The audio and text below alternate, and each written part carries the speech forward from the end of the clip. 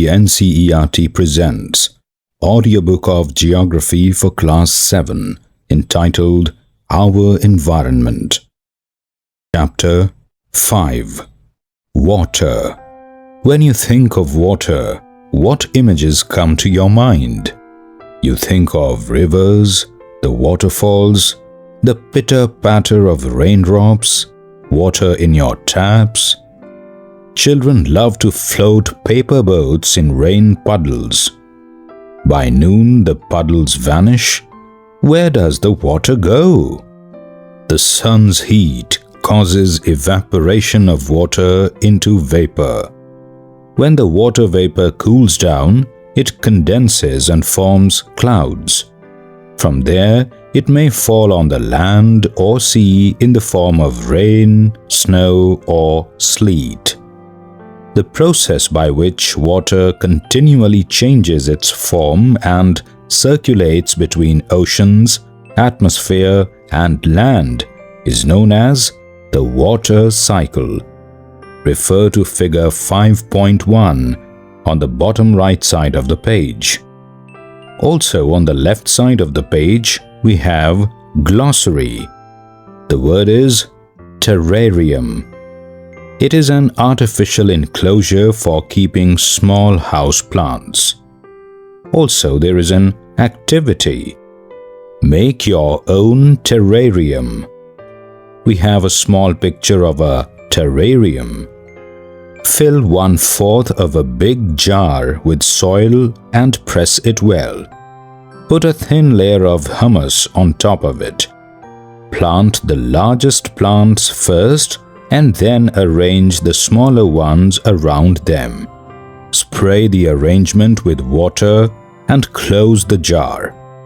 The water that evaporates from the leaves and soil condenses and falls back in the form of drops of water. Our Earth is like a terrarium. The same water that existed centuries ago still exists today.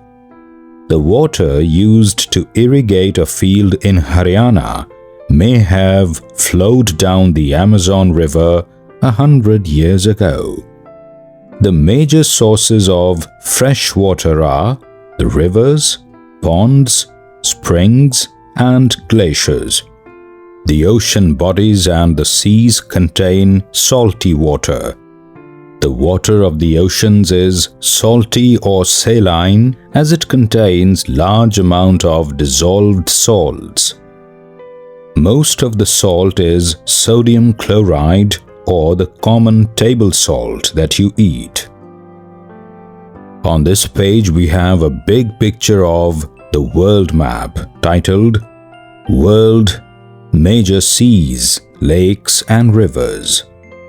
We can see all the 5 continents and the major seas, lakes and rivers shown.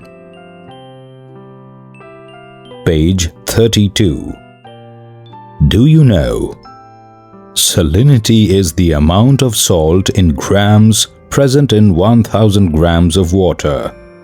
The average salinity of the oceans is 35 parts per thousand. Do you know? Dead Sea in Israel has salinity of 340 grams per liter of water. Swimmers can float in it because the increased salt content makes it dense. Distribution of water bodies. We all know that 3/4 of the Earth's surface is covered by water. If there is more water than land on this Earth, why do so many countries face water scarcity? Is all the water on Earth available to us?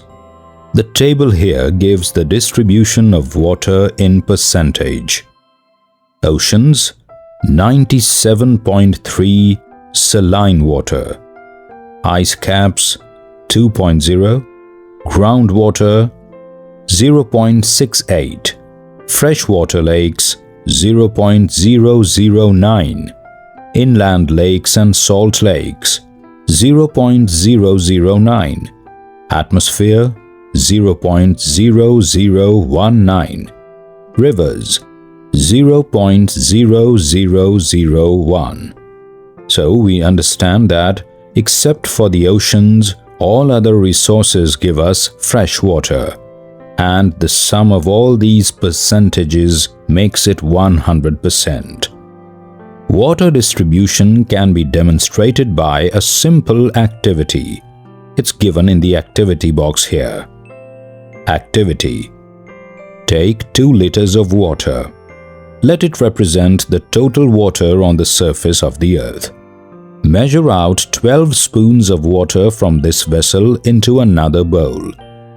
The water that is left behind in the vessel represents the salty water found in oceans and seas. This water is obviously not fit for consuming.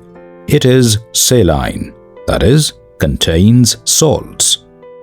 The 12 spoons of water that was taken in a bowl is the total amount of fresh water on Earth.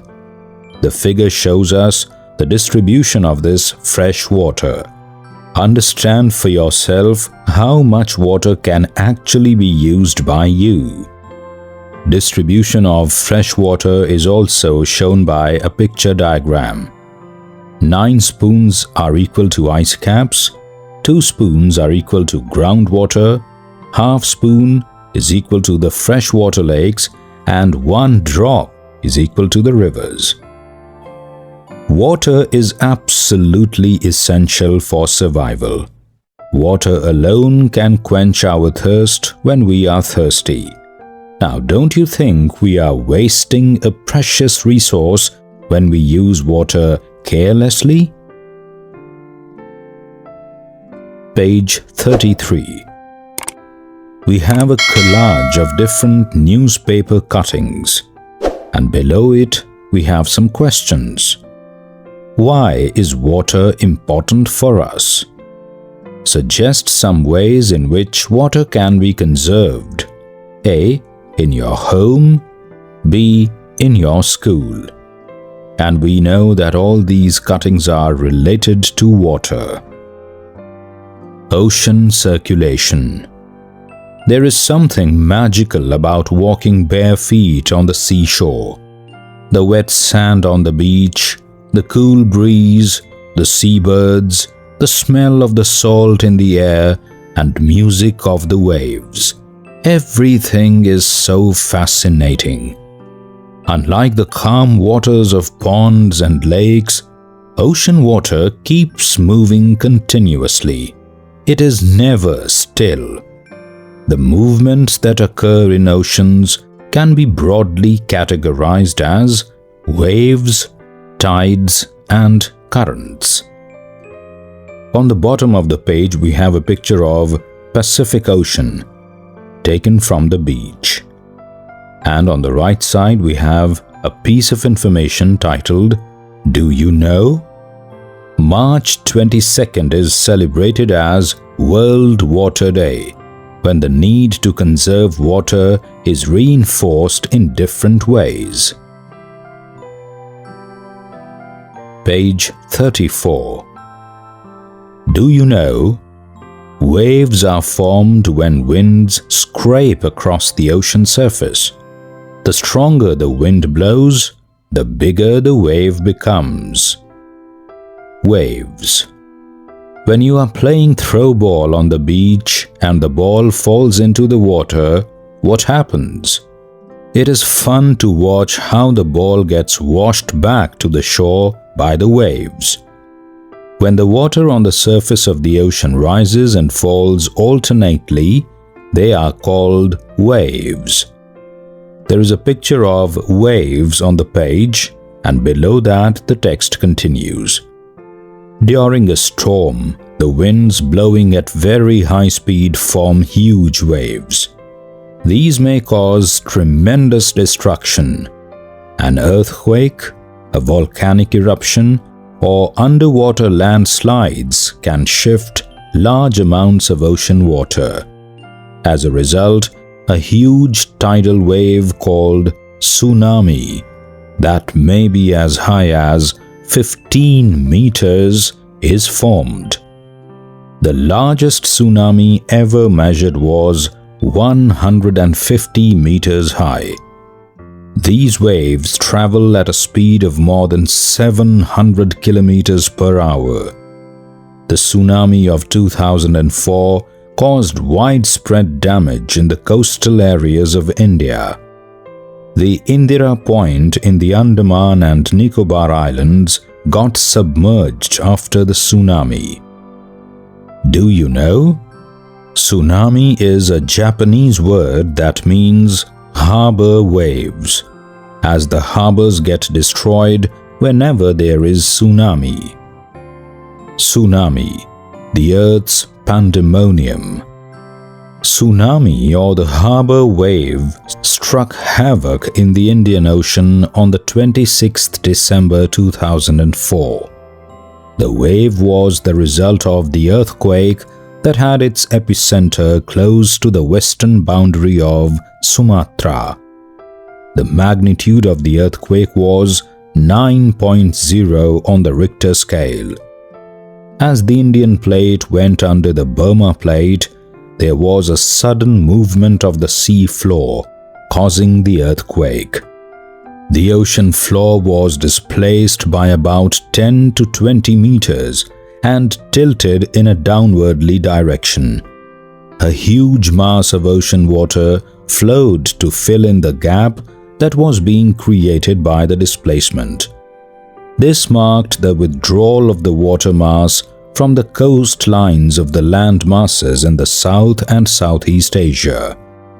After thrusting of the Indian plate below the Burma plate, the water mass rushed back towards the coastline.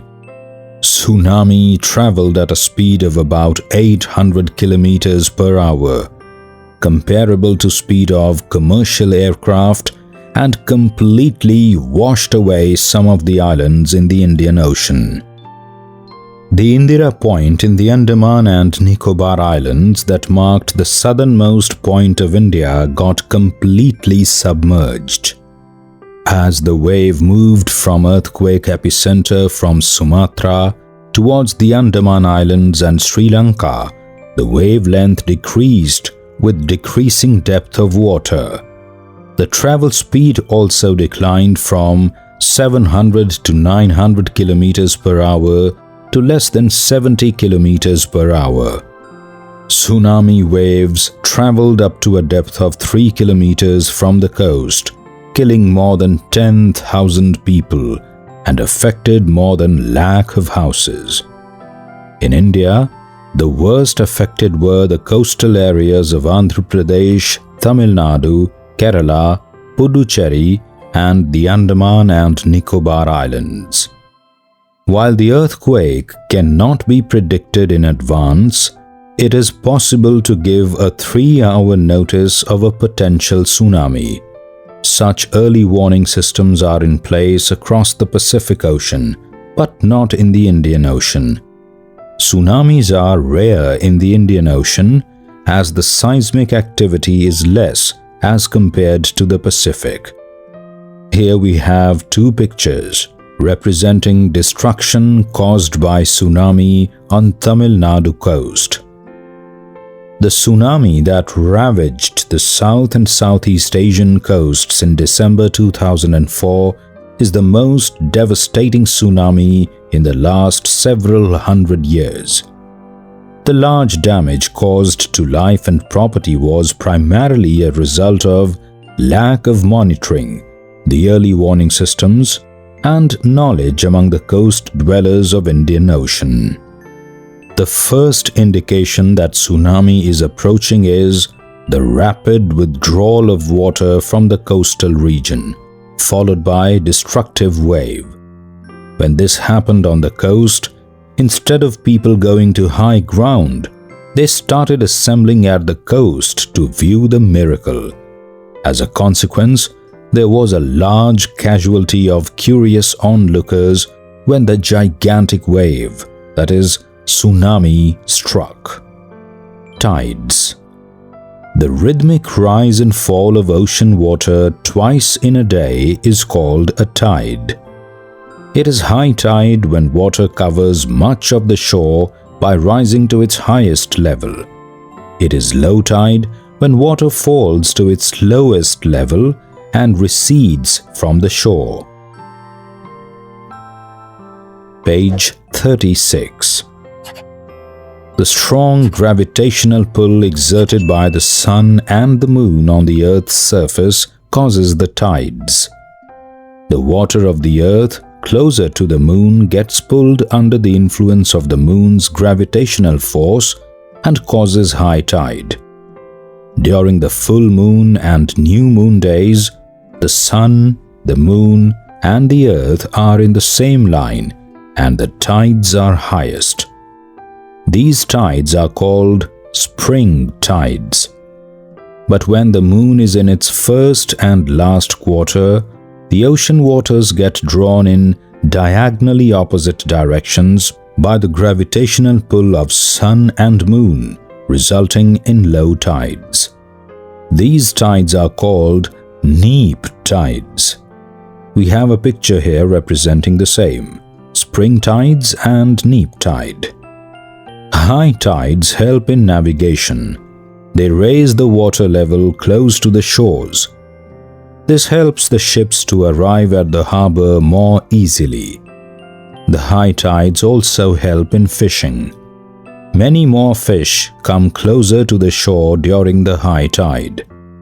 This enables fishermen to get a plentiful catch. The rise and fall of water due to tides is being used to generate electricity in some places. Activity: fill 3/4 of a bucket with tap water.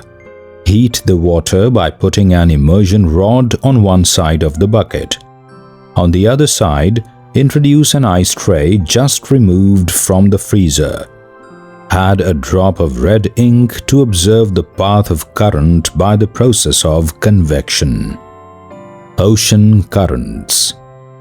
Ocean currents are streams of water flowing constantly on the ocean surface in definite directions.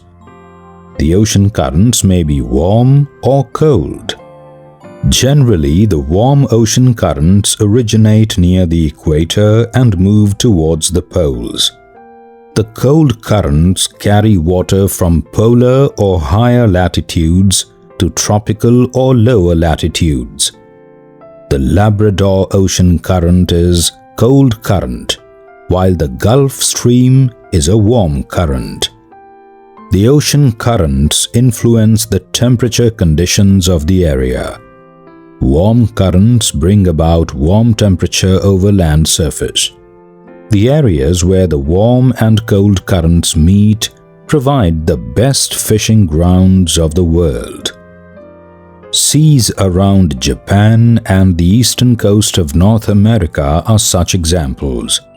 The areas where a warm and cold current meet also experience foggy weather, making it difficult for navigation. On the page towards the top, we have a picture of ocean currents.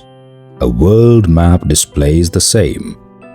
The picture also displays cold current and warm current, the routes these two currents take. Exercises. 1. Answer the following questions. Part 1. What is precipitation? Part 2. What is water cycle? Part 3. What are the factors affecting the height of the waves?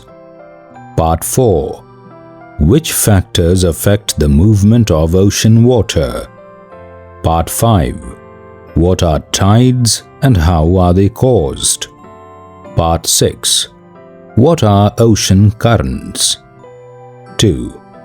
Give reasons. Part 1. Ocean water is salty. Part 2. The quality of water is deteriorating. Page 38. 3.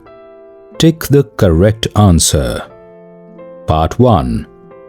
The process by which water continually changes its form and circulates between oceans, atmosphere and land. A. Water cycle. B. Tides. C.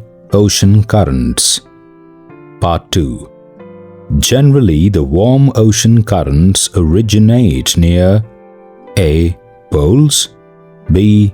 Equator, C. None of these. Part 3. The rhythmic rise and fall of ocean water twice in a day is called A. Tide, B. Ocean current, C. Wave. 4. Match the following. 1. Caspian Sea, 2. Tide, 3. Tsunami, 4. Ocean currents.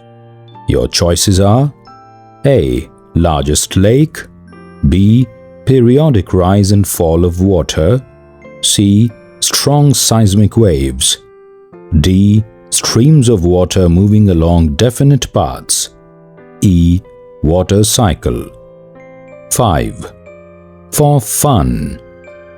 Be a detective. Part 1. The name of one river is hidden in each of the sentences below. Spot it. For example, Mandira, Vijaya Lakshmi and Surinder are my best friends. Answer Ravi. A. The snake charmer's basti, stables where horses are housed, and the piles of wood all caught fire accidentally. Hint: another name for river Brahmaputra.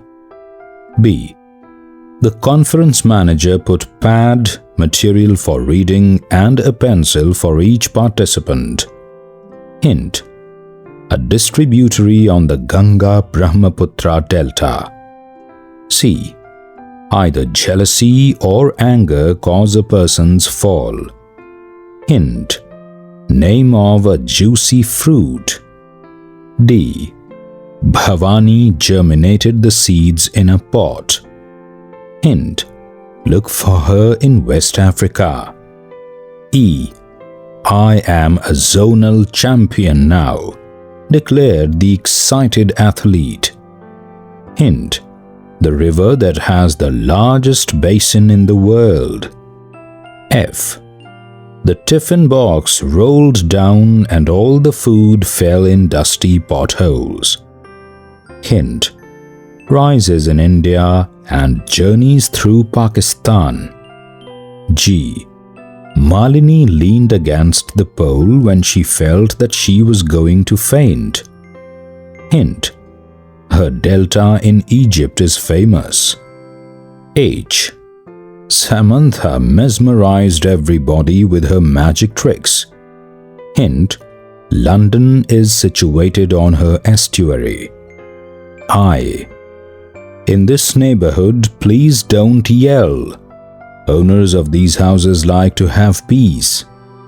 Warned my father when we moved into our new flat. Hint: color. J. Write the following words, Mark. On, go, in, said the teacher to the little boy in KG class. Hint: rhymes with bongo. Now make some more on your own and ask your classmates to spot the hidden name. You can do this with any name, that of a lake, mountains, trees, fruits, school items, etc. Carry on, detective. Part 2. With the help of an atlas, draw each river which you discovered in For Fun Part 1 on an outline map of the world.